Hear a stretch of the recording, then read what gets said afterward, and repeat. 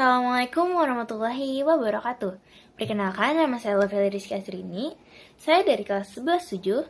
Di sini saya akan memaparkan tentang apa sih amandemen itu.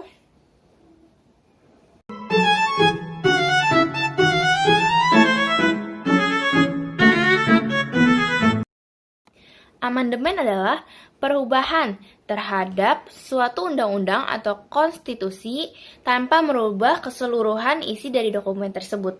Dalam konteks Indonesia, perubahan amandemen ini mengacu pada Undang-Undang Dasar 1945 yang disahkan oleh MPR melalui mekanisme sidang.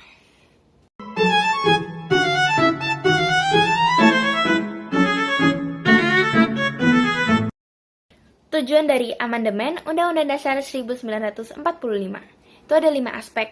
Yang pertama itu menyempurnakan aturan ketatanegaraan. Yang kedua, mengurangi kekuasaan yang terlalu berlebih pada satu lembaga.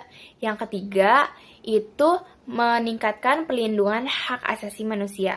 Lalu yang keempat, itu mewujudkan pemerintahan yang demokratis dan modern. Lalu yang kelima, itu mempertegas pembagian kekuasaan.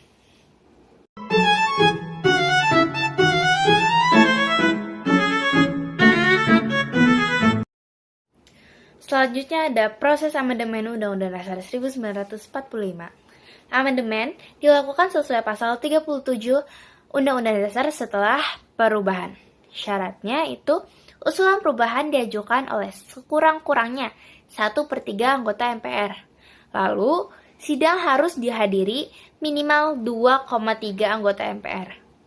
Selanjutnya itu ada keputusan amandemen. Harus disetujui sekurang-kurangnya 50% plus 1 dari seluruh anggota MPR.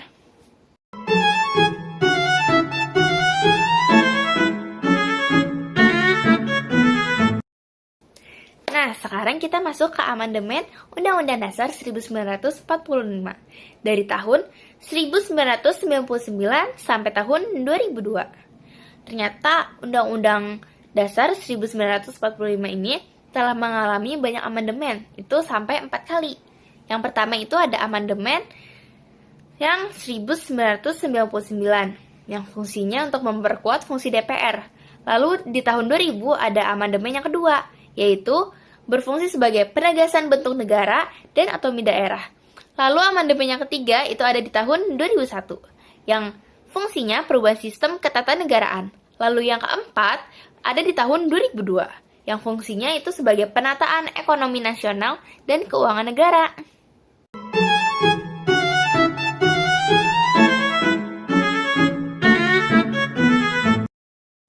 Lalu selanjutnya ada dampak dari amandemen Undang-Undang Dasar 1945.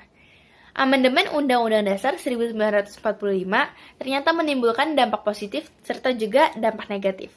Dampak positifnya itu ada demokrasi yang semakin kuat, kekuasaan lebih seimbang, dan hak asasi manusia yang lebih terlindungi, serta juga pemerintah daerah bisa lebih mandiri. Lalu ada dampak negatifnya, yaitu perubahan cepat bisa menimbulkan kebingungan pada awal penerapannya. Lalu ada potensi tarik-menarik antar kepentingan lembaga negara.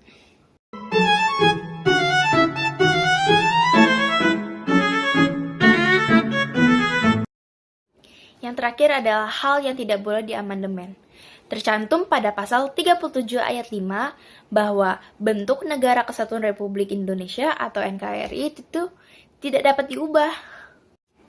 Itu saja yang dapat saya sampaikan tentang apa itu amandemen. Maaf bila saya ada salah kata. Sampai ketemu di pertemuan berikutnya. Assalamualaikum warahmatullahi wabarakatuh.